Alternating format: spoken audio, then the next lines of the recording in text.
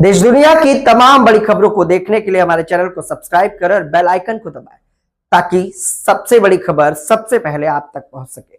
आइए आपको दिखाते हैं इस वक्त की सबसे बड़ी खबर। वंदे मातरम बिल को लेकर देश में सियासी बहस तेज हो गई है। इसी बीच जमाते इस्लामी हिंद के उपाध्यक्ष मलिक मोतासिम का बयान चर्चा में है।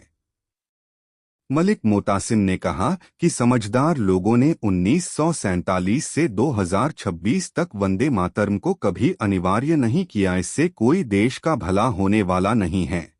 उनका कहना है कि देशभक्ति किसी एक गीत को अनिवार्य करने से साबित नहीं होती। उन्होंने इतिहास का हवाला देते हुए कहा कि आज़ादी के बाद भी अलग अलग सरकारों ने इसे अनिवार्य नहीं बनाया और देश की एकता संविधान के मूल्यों से मजबूत होती है।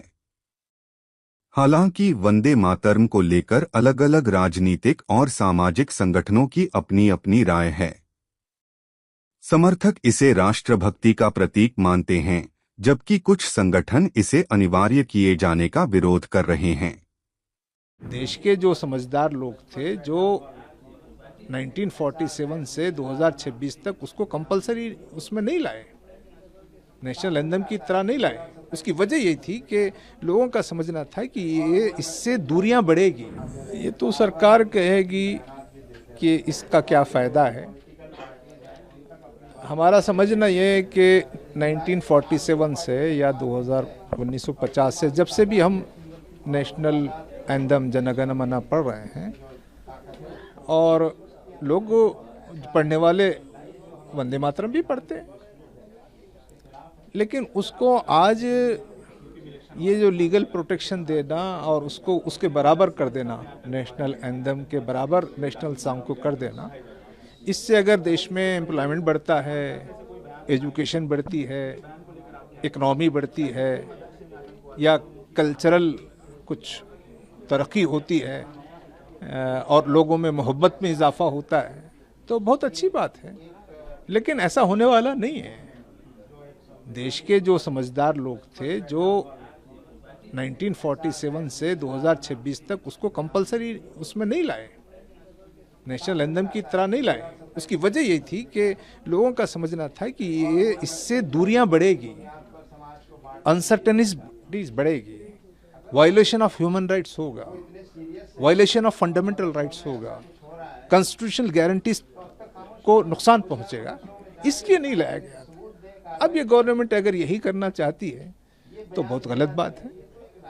गवर्नमेंट को रिव्यू करना चाहिए और देश में बहुत से एजेंडे हैं, देश में बहुत से इश्यूज हैं जिस पर काम करने की ज़रूरत है। इससे कोई बहुत बड़ा देश का भला होने वाला नहीं है। सर, उत्तर प्रदेश के उप मुख्यमंत्री केशव प्रसाद मौर्य ने कहा जी सर, उत्तर प्रदेश के उप मुख्यमंत्री केशव प्रसाद मौर्य ने अगर 2026 में दावा करके बोला है कि मदरसे आतंकवाद को बढ़ावा देते हैं और छात्रों में आतंकवादी जैसी मानसिकता विकसित कर दी है, तो वो मंत्री हैं, कोई सड़क पे चलने वाला आम आदमी नहीं है, तो उसके पास तो पूरा सोर्स है, वो इंफॉर्मेशन ले सकता है, इन्वेस्टिगेशन कर सकता है, वो कोर्ट को जा सकता है। तो देश भर में मदरसे हैं, दुनिया भर में मदरसे हैं। मदरसा क्या है? स्कूल है, कॉलेज है, यूनिवर्सिटी है, वैसे ही मदरसा है।